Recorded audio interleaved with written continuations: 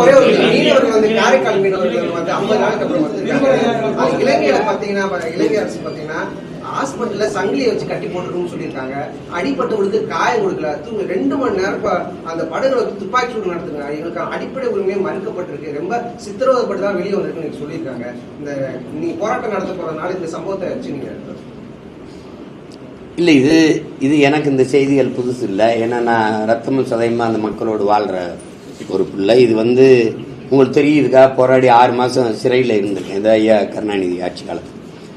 இதில் என்ன சிக்கல்னா அதை பற்றி தான் உங்களுக்கு திரும்ப சொன்னேன். எங்களுக்கு ஒரு உயிர் இருக்குது, எங்களுக்கும் உணர்ச்சிகள் இருக்குது, எங்களுக்குன்னு உரிமை இருக்குன்னு இந்த அரசுகள் இந்த தலைமைகள் கவலைப்படல.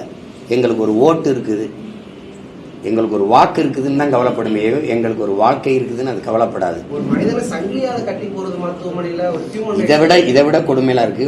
12 பேரை ஒரே சங்கிலியில கட்டி எடுத்துட்டு போனதெல்லாம் இருக்கு. இது தெரியுது. இதை தடுக்க வேண்டியது நான் இல்லை, நீங்க இல்லை, அதிகாரத்தில் இருக்கிறவங்க முறையிட்டு பேசணும். இதுக்குத்தானே நீங்க எல்லா மாநில முதல்வரையும் சந்திச்சிருக்கணும். இதுக்குத்தானே சந்திச்சிருக்கணும். நீங்க இப்ப என்ன தொகுதி குறைஞ்சு போயிரும்னு பேசுறீங்க. சரி, குறையில 40 பாராளுமன்ற உறுப்பினரை வச்சு நீங்க சாதிச்சு முடிச்ச ஒன்று சொல்லுங்க. ஒரு சிந்தனை என்ன சொல்லணும்? சுதந்திரத்துக்கு முன்னாடி சுதந்திரம் பெற்ற உடனே 543 கொடுத்தீங்க.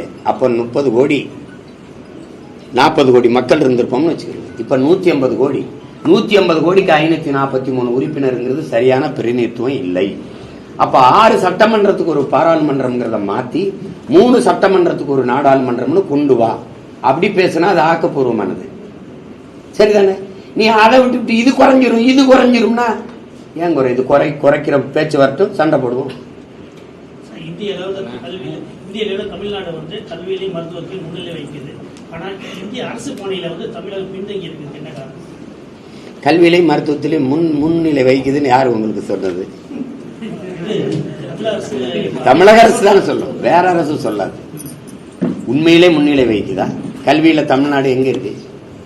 கடன்ல தான் முன்னிலை வைக்குது. இந்திய மாநிலங்களில் அதிகப்படியாக கடன் பெற்ற மாநிலம் தமிழ்நாடு.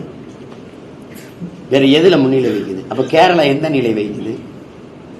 எந்த நிலை வைக்குது? கேரளாவில தான் தென் மாநிலங்களிலே கல்வியில முதலிடம் வகிக்கிற மாநிலம் கேரளா தான். நீங்களா சொல்லிக்கிறீங்க நான் நம்பர் 1 முதல்வர். எதுல நம்பர் 1? எந்த தகுதி இல்லாம முதலமைச்சராகி நாட்டை ஆள்ற ஒருத்தர்ல நான் தான் நம்பர் 1. வேற என்ன இருக்குது? எதுல நம்பர் 1?